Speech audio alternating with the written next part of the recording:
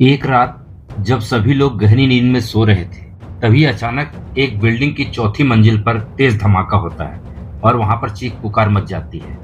एक फ्लैट में बहुत बुरी तरह से आग लगी थी। लोग पुलिस को कॉल करते हैं, फायर ब्रिगेड की गाड़ियां आती है, आग पर काबू पाया जाता है। जब आग बुझाने के बाद पुलिस उस फ्लैट में घुसती है, तो वहां एक व्यक्ति की जली हुई लाश पड़ी थी। वहां देखकर लग रहा था जैसे सिलेंडर ब्लास्ट हुआ है। सारा सामान जली हालत में बिखरा पड़ा था। देखने में ये एक घटना लग रही थी, लेकिन जब सच्चाई सामने आती है तो लोगों को यकीन नहीं हो रहा था। यदि किसी चीज के एक्सपर्ट व्यक्ति ही उस क्राइम को करने की ठान ले, तो वह उसे कितनी सफाई से अंजाम देता है और उसे पकड़ना कितना मुश्किल हो जाता है। जय हिंद, नमस्कार दोस्तों, आप देख रहे हैं क्राइम सफरनामा। दोस्तों, आज की सच्ची घटना दिल्ली के तिमारपुर इलाके के गांधी विहार कॉलोनी की है। 6 अक्टूबर 2025 की रात एक अपार्टमेंट में सभी लोग सो चुके थे या सोने की तैयारी में थे। तभी अचानक बहुत जोर का धमाका होता है। वहां चीख पुकार मच जाती है। क्योंकि ये हादसा चौथी मंजिल पर हुआ था, सारे लोग फ्लैट की ओर भागते हैं। वहां बहुत तेज आग लगी थी। तभी वो लोग पुलिस को कॉल करते हैं और फायर ब्रिगेड की गाड़ियां भी आती हैं। आग पर जैसे तैसे काबू पाया जाता है। जब पुलिस अंदर घुसती है तो वहां देखती है कि वहां पर एक व्यक्ति की जली लाश पड़ी है। जब उस व्यक्ति के बारे में पता लगाया जाता है तो पता चलता है कि वहां एक 32 वर्षीय रामकेश मीणा, जो कि यूपीएससी की तैयारी कर रहा था, वो वहां पर रहता था। तो कंफर्म हो जाता है कि यह उसी रामकेश मीणा की लाश है। और वहां की स्थिति देखकर ऐसा लग रहा था जैसे वहां पर सिलेंडर ब्लास्ट हुआ है। पहली नजर में फ्लैट को देखने के बाद लग रहा था जैसे सिलेंडर ब्लास्ट हुआ है, ये एक दुर्घटना है। पुलिस उस डेड बॉडी को उठाती है और उसे पोस्टमार्टम के लिए भेज देती है।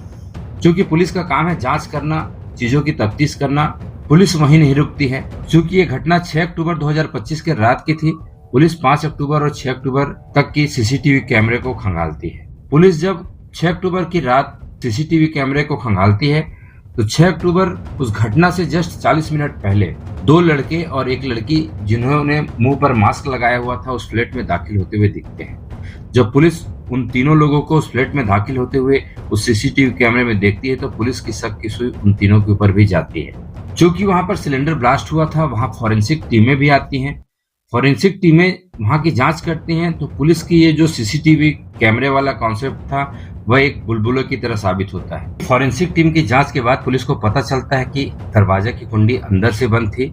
फिर भी पुलिस का काम है जांच करना। पुलिस अपनी जांच को और आगे बढ़ाती है और उन तीनों लड़के लड़कियों के बारे में पता करने का प्रयास करती है कि वो तीनों कौन थे जो घटना की उस रात ठीक 40 मिनट पहले उस फ्लैट में आए थे। जब पुलिस आगे जांच करती है तो आसपास के पार्किंग एरिया में वो तीनों लड़के अपनी गाड़ियां पार्क करते हुए नजर आते हैं।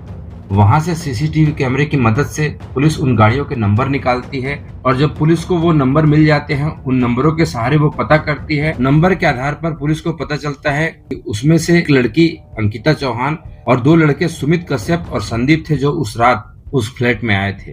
अंकिता चौहान और सुमित कश्यप मुरादाबाद के रहने वाले थे।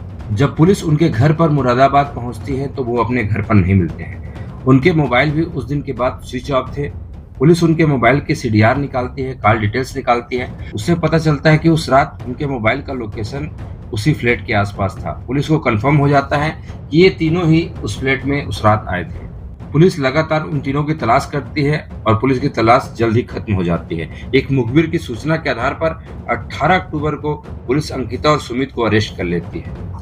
जब पुलिस अंकिता और सुमित को अरेस्ट करने के बाद उनसे बहुत सख्ती से पूछताछ करती है, तो अंकिता बताती है वह बीएससी फॉरेंसिक की छात्रा है। अंकिता पुलिस को बताती है कि वह रामकेश मीणा को जानती है, वह उसके साथ उस फ्लैट में रह चुकी है। जब पुलिस को यह पता चल जाता है कि अंकिता रामकेश मीणा के साथ उस फ्लैट में रहती थी, तो पुलिस की शक की सुई अंकिता के ऊपर रहती है, लेकिन यह उस पर जुर्म साबित करने के लिए पर्याप्त सबूत नहीं थे। लेकिन पुलिस को जांच के दौरान बार बार वो जो दरवाजे की कुंडी अंदर से बंद थी, वहां आकर पुलिस अपनी जांच में फंस जाती थी। पुलिस रुक जाती थी।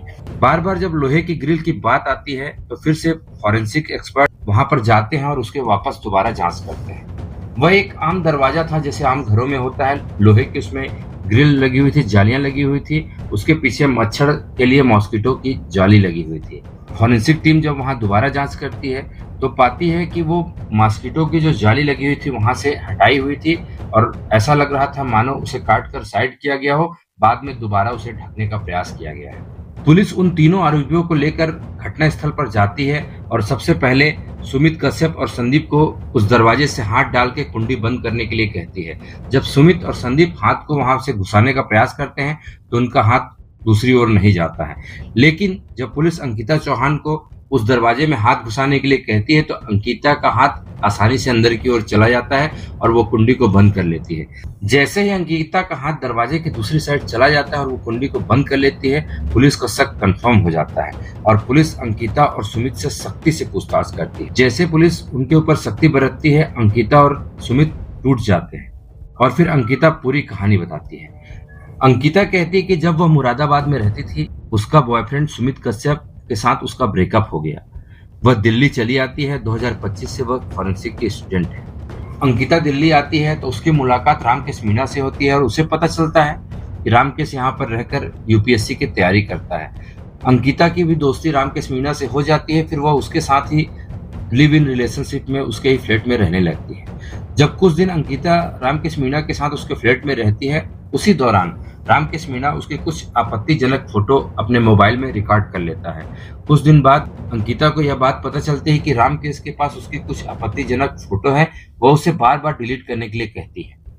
रामकेश मीणा उसे आश्वासन देता है कि वह उन फोटो को डिलीट कर देगा, लेकिन वह वास्तव में उन फोटो को कभी डिलीट करता नहीं था। जब अंकिता इन बातों से परेशान हो जाती है तो अपने पूर्व के बॉयफ्रेंड सुमित कश्यप को फोन कर सारी बात बताती है और वह कहती है कि मैं बार बार रामकेश को कहती हूँ कि उस फोटो को डिलीट कर दे, लेकिन रामकेश मीणा उन फोटोज को डिलीट करने के लिए तैयार नहीं है। जैसे ये बात सुमित कश्यप को पता चलती है, सुमित कश्यप और अंकिता एक बहुत बड़ी प्लानिंग करते हैं और अपने उस प्लानिंग में संदीप को भी शामिल करते हैं। वे तय करते हैं कि वो रामकेश मीणा को ही रास्ते से ही हटा देंगे। ये तीनों मिलकर प्लान करते हैं कि पहले वो रामकेश मीणा की गला दबाकर हत्या कर देंगे। उसके बाद सुमित, जो कि एलपीजी का एक्सपर्ट था, वह पाइप को उतना ही खोलेगा कि गैस धीरे धीरे लीक होगी और उसके बाद उसमें माचिस जला करके वहां से गेट को अंदर से बंद करके वहां से तीनों चले जाएंगे। और ऐसा ही होता है, क्योंकि अंकिता फॉरेंसिक स्टूडेंट थी, वह जानती थी कि कैसे घटना को अंजाम देना है। उस रात वो तीनों रामकेश मीणा के फ्लैट में पहुंचते हैं। पहले वो तीनों रामकेश मीणा की गला दबाकर हत्या कर देते हैं। हत्या करने के बाद उसे ले जाकर उसके बेड पर सुला देते हैं। उसके बाद सुमित कश्यप गैस सिलेंडर की पाइपलाइन को रामकेश मीणा के पास लाता है और इतना ही नोक खोलता है कि गैस थोड़ी थोड़ी लीक करती रहे। उसके बाद वो तीनों माचिस से आग लगा देते हैं। गैस थोड़ी थोड़ी लीक हो रही थी, इसलिए गैस को आग पकड़ने में थोड़ा सा समय लगता है।